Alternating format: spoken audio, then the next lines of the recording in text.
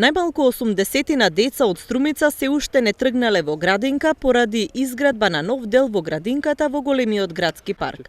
Клон 2 од детската градинка во Струмица нема да биде готов до октомври.